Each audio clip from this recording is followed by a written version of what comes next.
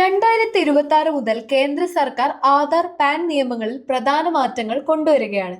ഇന്നൊരു SIM card എടുക്കുന്നത് മുതൽ ബാങ്കിംഗ്, ബിസിനസ്, നികുതി ഇടപാടുകൾ വരെ എല്ലാ കാര്യങ്ങൾക്കും ആധാർ കാർഡും പാൻ കാർഡും അനിവാര്യമായ രേഖകളായി മാറിയിട്ടുണ്ട്. സാമ്പത്തിക തട്ടിപ്പുകളും വ്യാജരേഖകളും തടയുന്നതിനായി ആധാറും പാനും ലിങ്ക് ചെയ്യുന്നത് സർക്കാർ നിർബന്ധമാക്കിയിരിക്കുകയാണ്.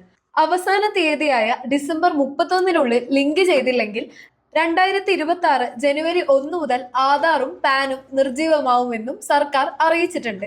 ഇതിനായി ഇൻകം ടാക്സ് ഇന്ത്യ filing.government.in എന്ന ആദായ നികുതി വകുപ്പിന്റെ വെബ്സൈറ്റിൽ പ്രവേശിച്ച് ക്വിക്ക് ലിങ്കിൽ നിന്നുള്ള ലിങ്ക് ആധാർ ഓപ്ഷൻ വഴി ചെയ്യാം. Pan number, Aadhaar number, Aadhaar കാർഡിലെ പേര് എന്നിവ നൽകിയാണ് പ്രക്രിയ പൂർത്തിയാക്കേണ്ടത്. കൂടാതെ UID, pan, Aadhaar number, pan number എന്ന് ടൈപ്പ് ചെയ്ത് 567678 അല്ലെങ്കിൽ 56161 എന്ന നമ്പറിലേക്ക് SMS അയച്ചും ലിങ്ക് ചെയ്യാൻ സാധിക്കും. അപ്പോൾ കൂടുതൽ വിവരങ്ങൾക്കായി ചാനൽ സബ്സ്ക്രൈബ് ചെയ്യുക.